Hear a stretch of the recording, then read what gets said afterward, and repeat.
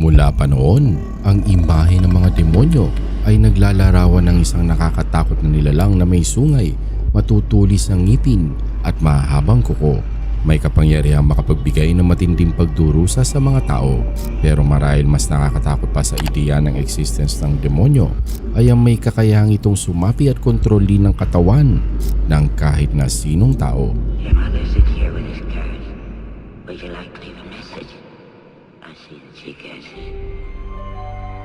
Annalise Mitchell namatay noong July 1, 1976 sa edad na 23. Ang kanyang katawan ay nakaranas ng injury sa trauma mula sa 63 exorcism rituals sa loob lamang ng 10 buwan.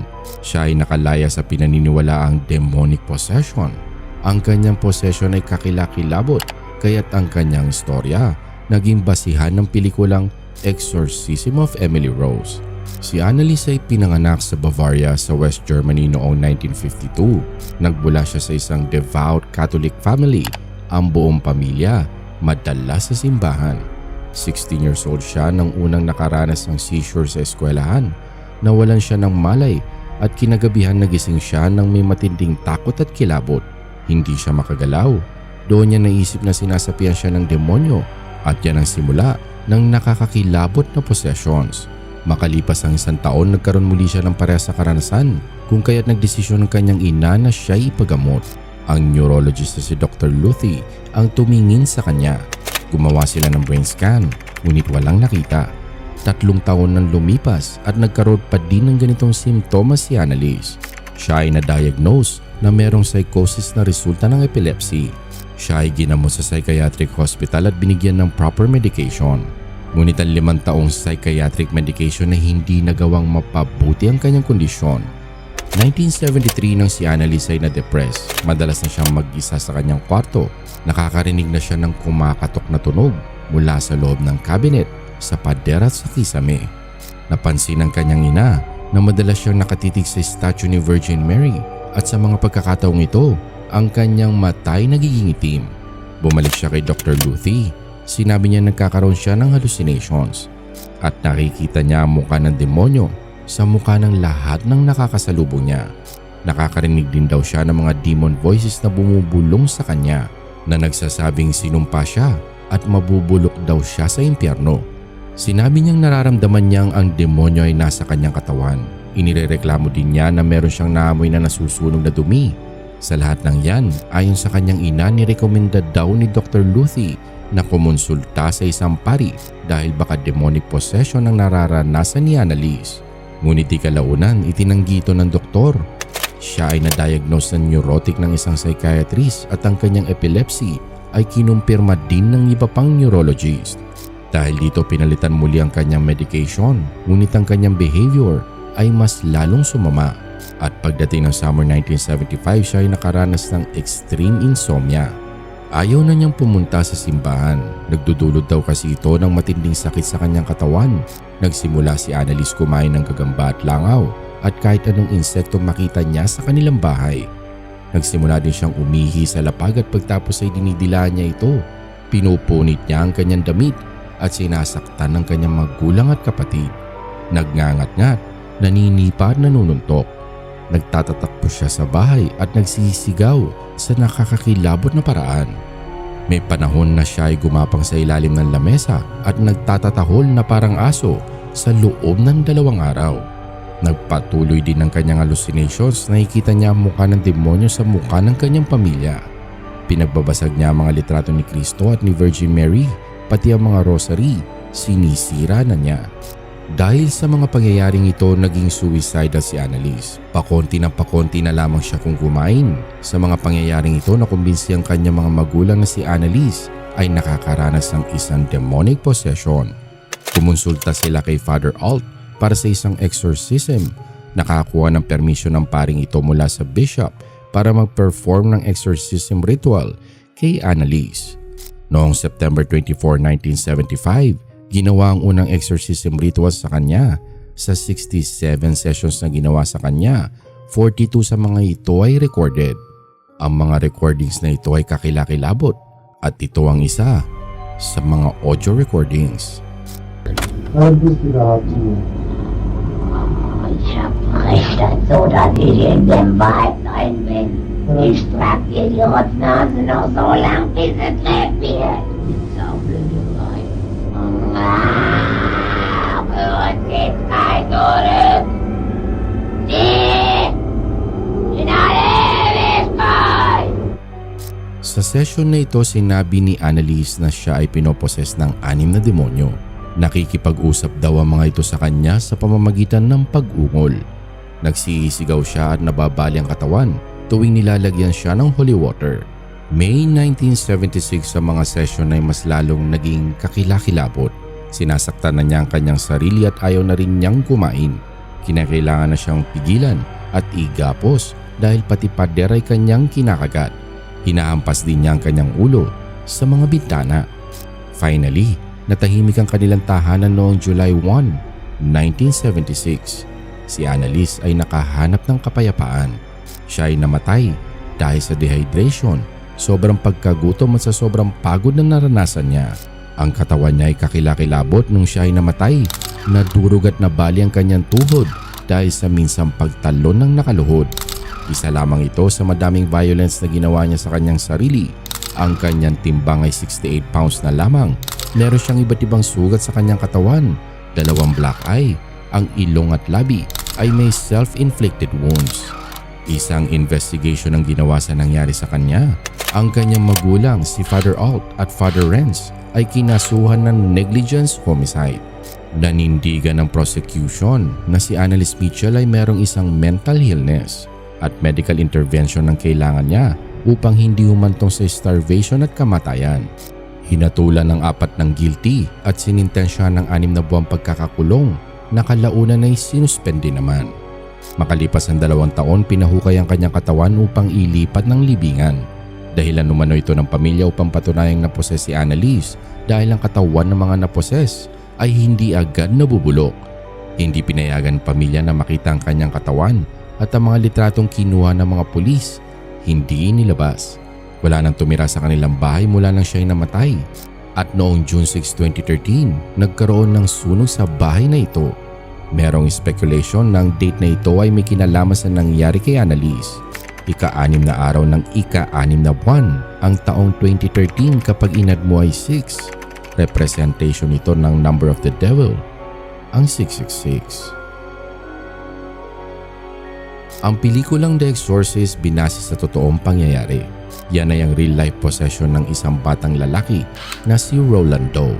Lumaki si Roland sa isang tahimik na lugar sa Maryland bandang 1935.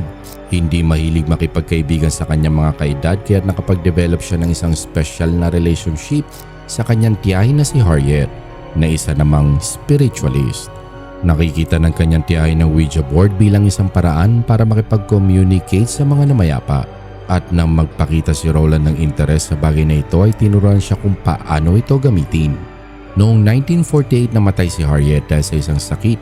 13 years old si Roland ng mga panahong iyon. Kahit na ang isang spiritualist na si Harriet ay hindi papayag na gamitin ang Ouija board ng isang baguhan kagaya ni Roland. Ngunit naniniwala naman ng kanyang mga magulang na ang paggamit nito ay makakatulong sa pagluluksa ng kanilang anak. Dito sinimulang gamitin ni Roland ng Ouija board sa pag-asa makausap ang kanyang tiyahin na si Harriet.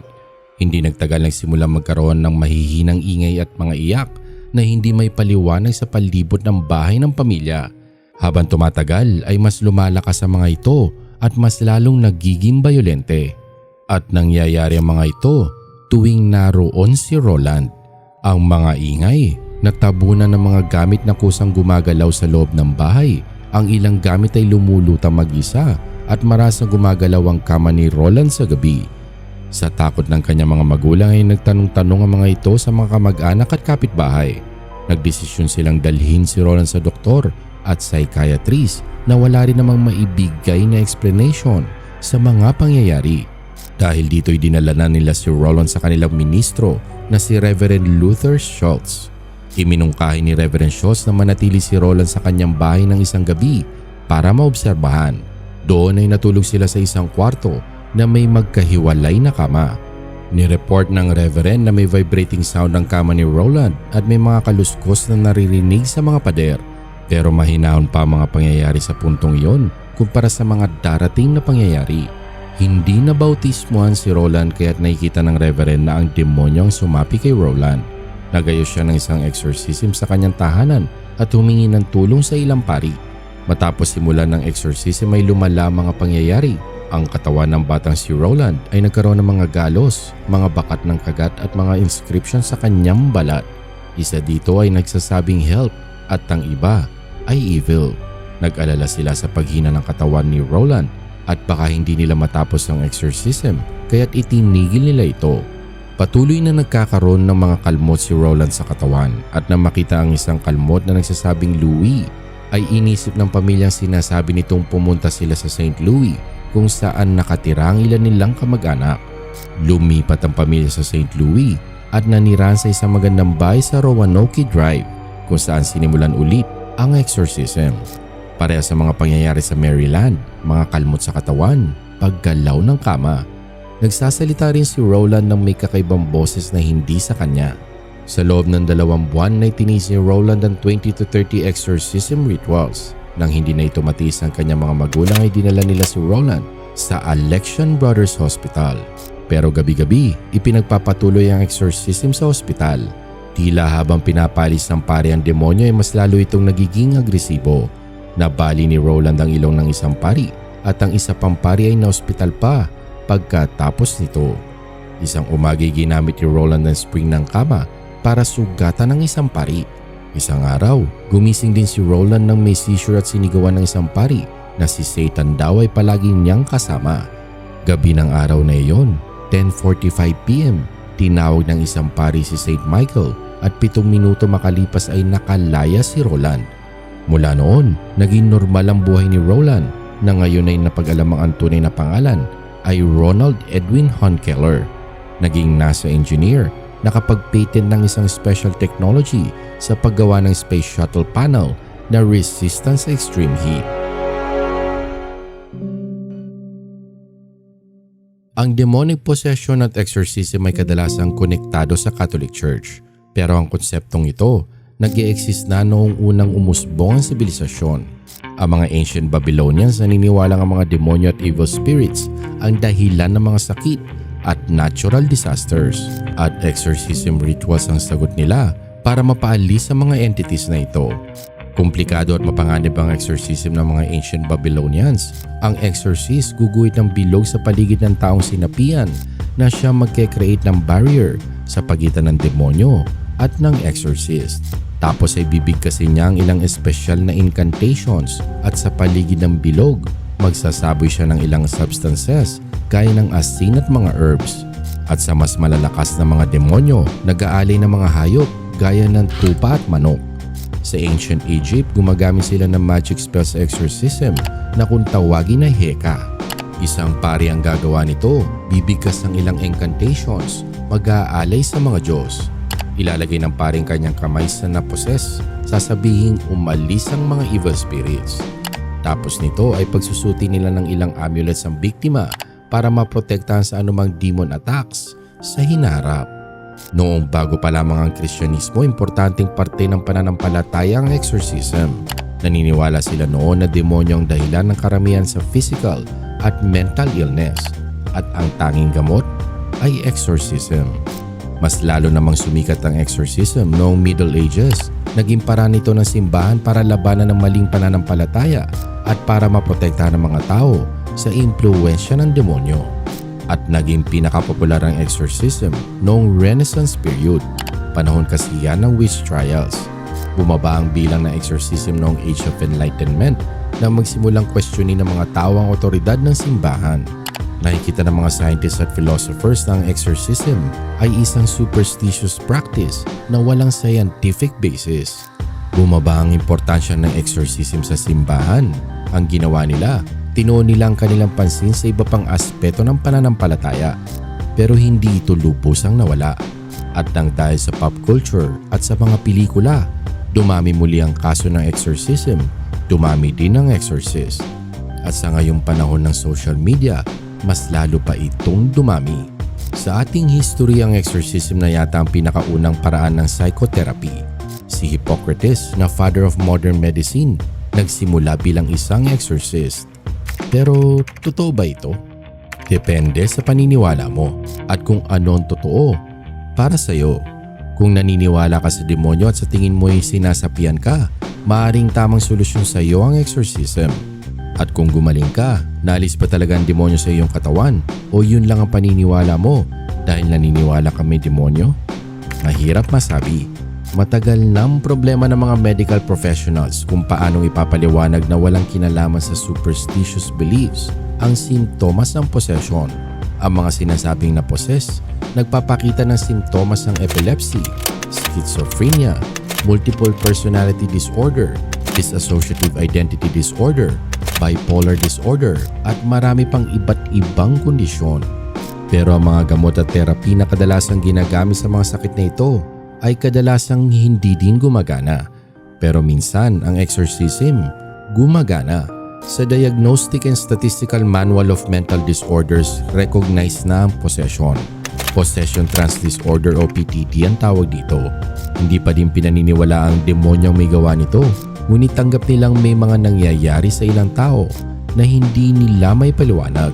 Kadalasan ang sinasabing na possess galing sa mga relihiyoso at problemadong pamilya. Si Roland Doe, ang inspirasyon ng The Exorcist, umaming pinipeke lamang niya ang possession. Sinabi niya nagre-rebelde lamang siya sa kanyang ina na sobrang relihiyoso. Ang magulang ni Annalise Mitchell, sobrang relihiyoso din.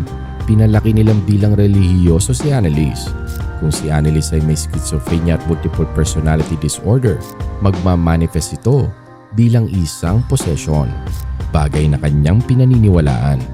At sa totoo lang, nang tumigil siya sa kanyang mga gamot, mas lalong lumala ang sinasabing possession. Ako, hati ang opinion ko sa mga bagay na ito. Pero para sa akin, hindi dapat tayo matakot sa demonyo. Dahil kung naniniwala kang totoo ang demonyo, ibig sabihin, totoo din ang Diyos. Hindi ko sinasabi nagsisinungaling ang mga taong nai-involve sa isang possession. Pero sa panahon ngayon, kailangan tingnan ng buo ang istorya. Lalo na kung may kumikita. Tila mahirap maghanap ng ebidensya ng demonyo. Pero ang ebidensya ng kasamaan, araw-araw, kahit saan, marami niyan. Supernatural man o hindi, totoong may labanan ng kabutihan at kasamaan ang nangyayari sa ngayon. At lahat tayo, may papel na dapat gampanan sa labanang ito. At sa puntong yan, tanungin mo ang iyong sarili, nasaang panig ba ako? Na-enjoy mo ba ang video? Tulungan si Random Pinas, i-like ang video at mag-comment kahit isang emoticon lang. Masaya na ako. Makakatulong ito sa paglago ng channel at maaabot ang mas maraming tao na tulad mo. At syempre, huwag kalimutan mag-subscribe sa Random Pinas.